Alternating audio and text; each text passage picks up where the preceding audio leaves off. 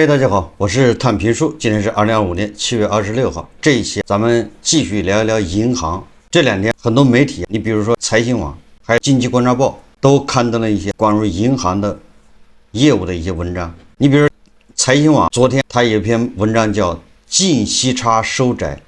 银行怎么办？说当前中国商业银行面临净息差持续收窄的困扰，导致净息差收窄最直接的原因是银行资产端贷款收益率的持续下滑。如何应对净息差持续收窄？银行普遍都很焦虑，也在努力寻找突破口，有的从负债端发力，通过各种方式压降负债成本，有的选择提升风险偏好，客户下沉。实际上，当前贷款利率大幅下行的一个重要原因是银行的客群结构未能有效适应经济结构变化而变化，银行急需提升自身专业化能力，以实现客群结构转型。实际上，在这个面临净息差持续收窄，所有的银行都一样，意味着银行不仅要从自身找原因，银行还得要加大竞争，加大增强客户，因为业务是在萎缩的，你的息差在减小，这是一方面。如果你的净息差在减小，大家都在减小，但是你的业务在增加，那还可以维持，至少报表数字还是交代的过去。如果你的净息差在减小，蛋糕整个的营收也在减小，这叫双重打击，戴维斯双杀。所以经济观察报他昨天刊登一篇文章，标题就叫争夺按揭贷款，这个标题就已经说明问题了。各大银行之间开始争夺按揭贷款，存量里面做文章啊，大家能想象吗？4、5年前你买房那个按揭贷款，短则3个月，长则半年、8个月才能给你批下来，有的还不一定，有的还有额度，这个银行额度就没了，靠中介神通广大帮你找一家银行给你做按揭，然后中介又从中吃一道8层皮，有中间商啊。你能想到4年以后银行要争夺按揭贷款？他这个文章这么说的，他说7月21日刚下班不久，一家地方农商行华东地区支行的客户经理刘宁突然接到房产中介发来的微信，有客户马上要签订房贷合同，需要申请按揭贷款，于是他迅速出门赶往房产中介门店，力争拿下这笔业务。你看看，银行为了抢这个按揭贷款的客户，也是拼了。银行的客户经理要上门，这个在几年前是不可想象的。这种工作节奏已成为刘宁的工作常态。今年以来，我10多次在晚上9点后跑去房产中介门店，帮助购房者办理按揭贷款申请合同。只要我稍微晚到一会儿，这笔业务就会被房产中介派给其他银行。他说，你就知道这银行之间竞争多激烈。刘宁说自己之所以如此拼，是因为各家银行都将按揭贷款视为驱动零售信贷业务持续增长的胜负手。苏宁银行特约研究员薛红岩指出，当前银行按揭贷款业务竞争日益激烈，原因在于银行对优质信贷资产的争夺。毕竟按揭贷款不良率低，还款周期稳定，属于银行眼中优质信贷资产。也就是说，现在虽然说断供的韭菜越来越多，但是即便这样，按揭贷款还是银行的这个资产中最好的。一位城商行零售信贷总部负责人董鹏向经济观察报记者坦言说，今年以来个人经营贷与个人零售贷款业务风险有所增加，导致银行收紧了相关贷款风控门槛，于是总行转而要求各地分行加大按揭贷款业务的拓展力度。按揭贷款容易冲规模，且风险概率相对较低，可使得银行在风险相对可控情况下实现零售信贷业务的持续增长。董鹏注意到，国有大型银行如股份制银行也采取类似策略，通过市场下沉加大房产中介渠道合作等方式做大按揭贷款业务规模，对冲个人经营贷与零售贷款业务的压力。平安银行发布一季度财报显示，截至2025年3月末，该行住房按揭贷款余额3394亿元，较去年年末增长 4.1%。与此形成反差的是，该行个人经营贷款、消费性贷款余额分别是5297亿元、4593亿元，较去年年末分别下降 0.3% 与 3.2%。受房地产筑底影响，当前按揭贷款市场也面临一些挑战。央行数据显示，2025年2季度末个人住房贷款余额37.7万亿元，同比下降 0.1%， 增速比上年末高 1.2个百分点，上半年增加510亿元。董鹏直言，相比大型银行通过与大型房产中介开展合作，后者获得相对稳定可观的按揭贷款业务量，中小银行的相关合作投放预算有限，加之二手房按揭贷款利率定价相差无几，只能靠拼服务、讲效率招揽业务。你看，也就是内卷，竞争加剧啊。2025年2季度末，个人住房按揭贷款比2024年是下降 0.1%， 也就是把整个银行拿到一起看，你这么多业务员这么玩命的跑，你就提供服务，你去拼，它总量还下降了 0.1%， 这不就是内卷吗？这不就是竞争加剧吗？蛋糕在萎缩，但是这些银行的客户经理那是更加卖力。如果银行的客户经理更加卖力，蛋糕也在同比例增加，那这个皆大欢喜。每个业务员都更加卖力，但是整个的蛋糕还在萎缩，人人都不轻松，努力却没有结果。但是我们看总量，拼字当头，说为了与大型房产中介保持良好合作关系，我们女同事在工作日需穿正装，辫子也要扎起来。刘宁告诉经济观察报记者，这主要是为了符合大型房产中介机构对银行驻点客户经理的着装要求。过去数年，房产中介市场持续整合，令个别大型房产中介在1、2线城市中心地段拥有较高的市场份额，银行也越来越依赖房产中介渠道获取居民购房动向与按揭贷款申请业务量。一家国有大型银行华东地区分行负责按揭贷款业务的主管告诉经济观察报记者，他们基层员工前往房产中介门店帮购房者办理按揭贷款申请合同，也特别注重着装是否符合房产中介的职场要求。尽管按揭贷款市场竞争力压力加大，我们仍有信心完成年度考核指标。他透露其中的诀窍在于这家国有大型银行每年投入不菲的市场营销预算，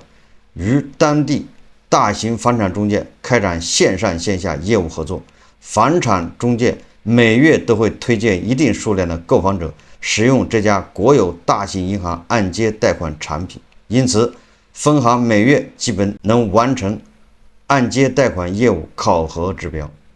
也就是国有大行跟那些大的房产中介深度绑定。那相比而言，中小银行呢，受制于市场营销预算不多，二手房按揭贷款利率定价差别极低，只能通过拼服务与拼效率招揽业务。董鹏表示说，今年以来多家分行支行陆续采取一系列举措，提升按揭贷款业务的客户响应速度与业务审批效率。一是只要房产中介告知购房者需要按揭贷款，客户经理得迅速为后者办理按揭贷款申请合同。若因客户经理动作较慢而错失业务，支行领导将进行从严督导，甚至内部扣罚，也就是罚款。二是按揭贷款申请获批与放款时间尽可能短，力争2周内走完申请、审批、放款流程。三是客户经理需实时盯单，及时回应中后台风控人员对购房者收入、负债等状况的疑惑，令按揭贷款审批放款效率进一步提升。以往这业务员把这个合同一扔就不管了，走到哪儿是哪儿。现在业务员觉得每一步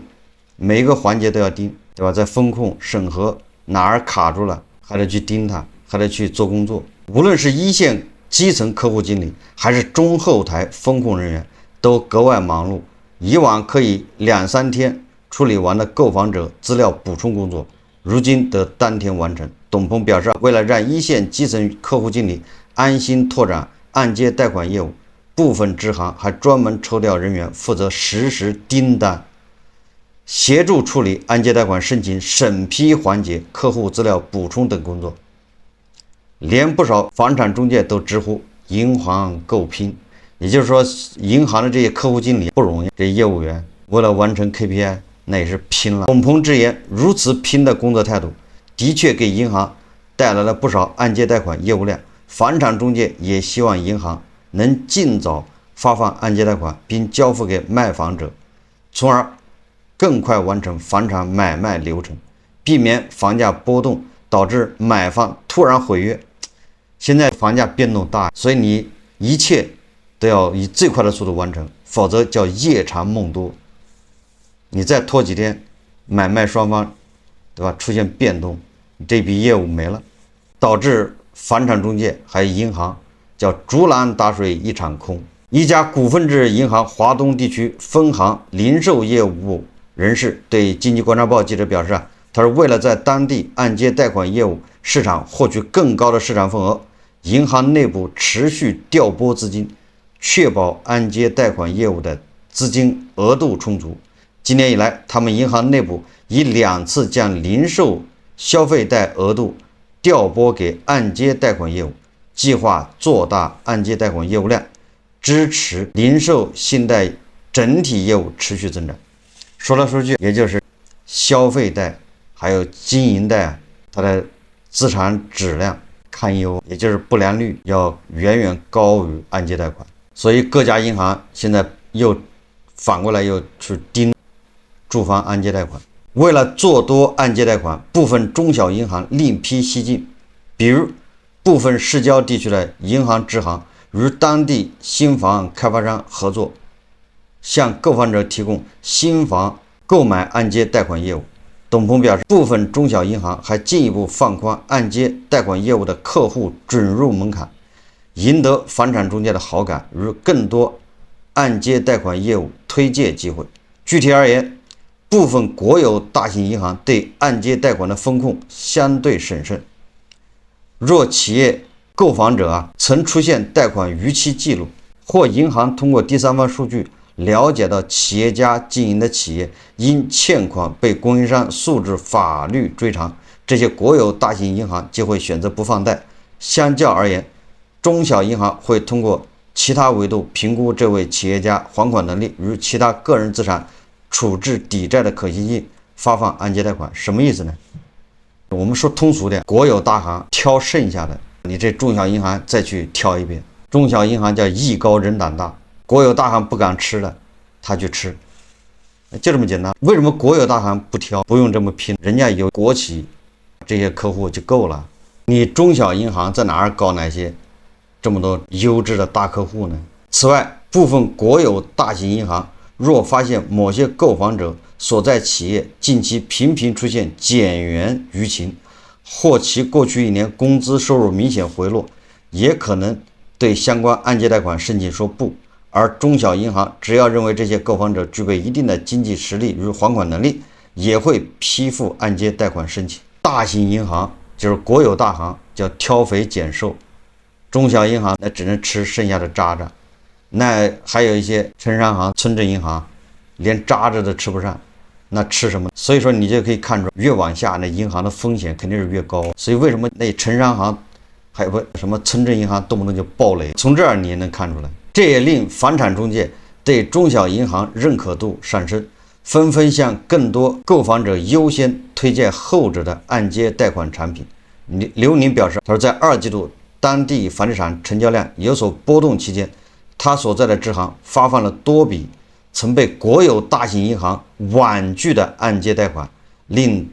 当地房产中介相当开心。于是后者加大向购房者推荐该行按揭贷款产品的力度，令该行2季度通过房产中介渠道获得的按揭贷款业务量相当可观。近期，其他中小银行相继放宽按揭贷款业务的客户准入门槛，大家又回到拼服务、拼效率、同意竞争水平线。刘宁说：“你看看，国有大行不要的、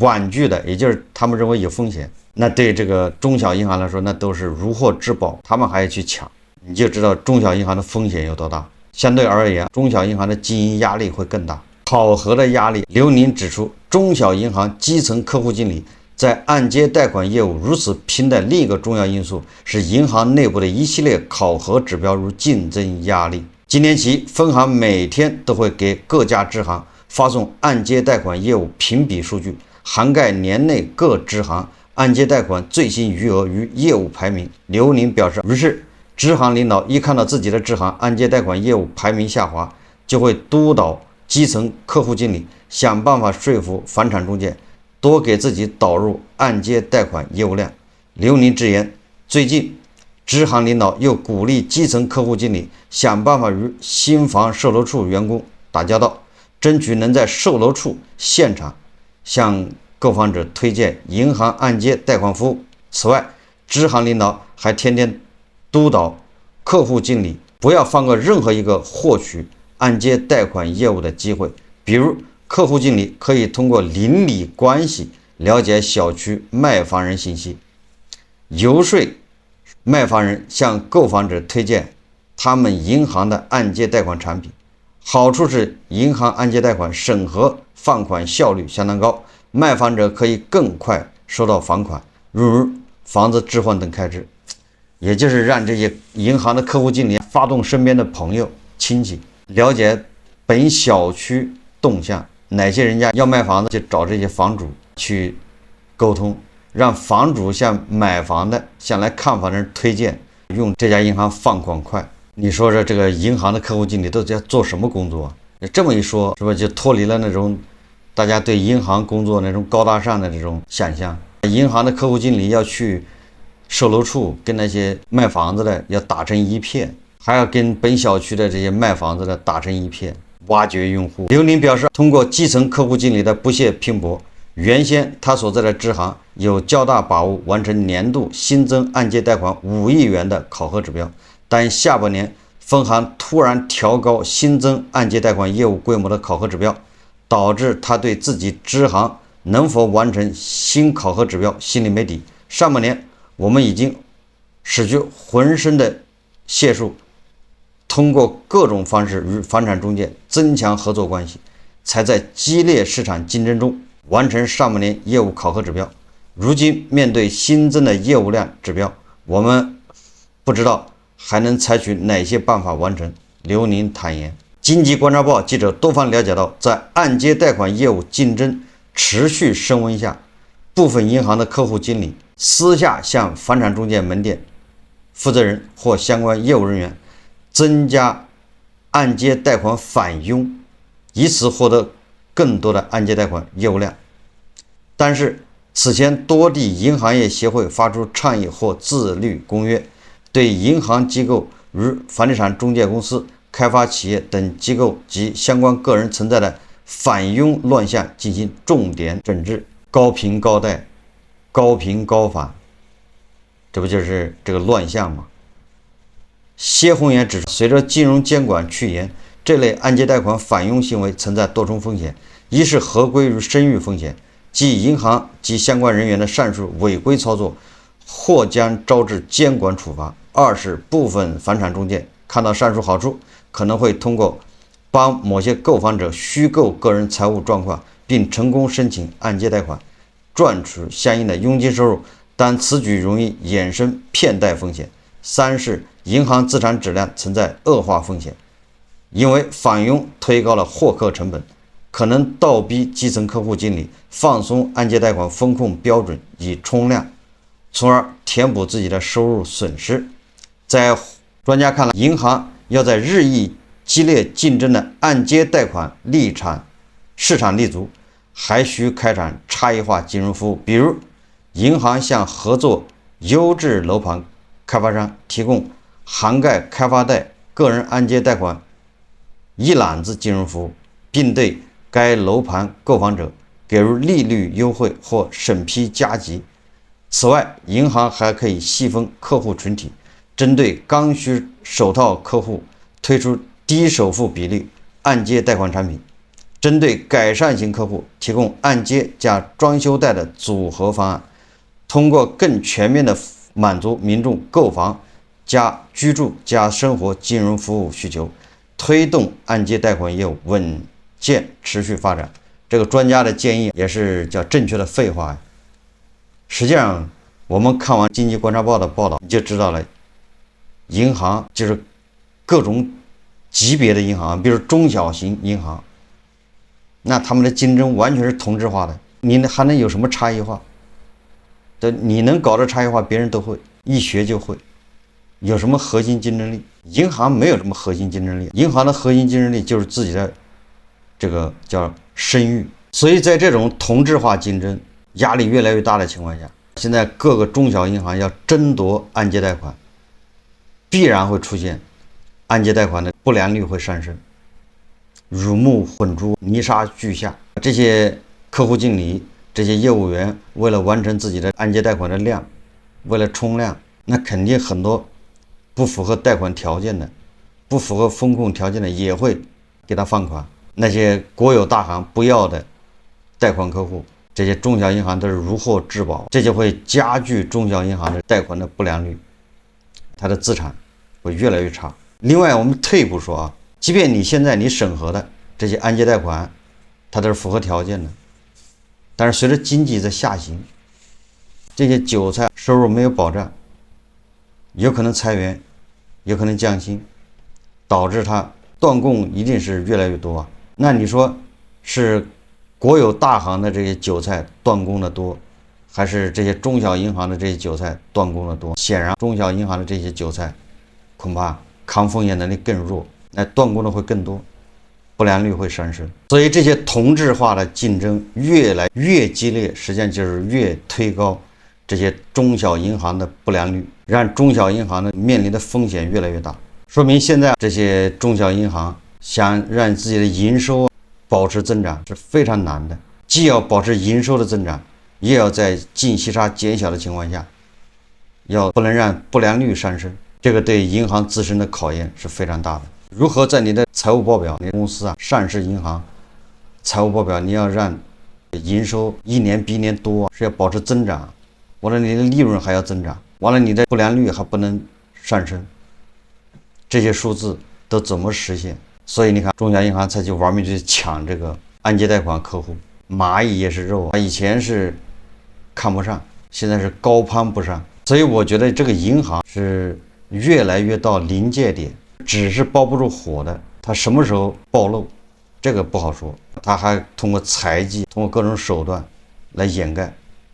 来拖延，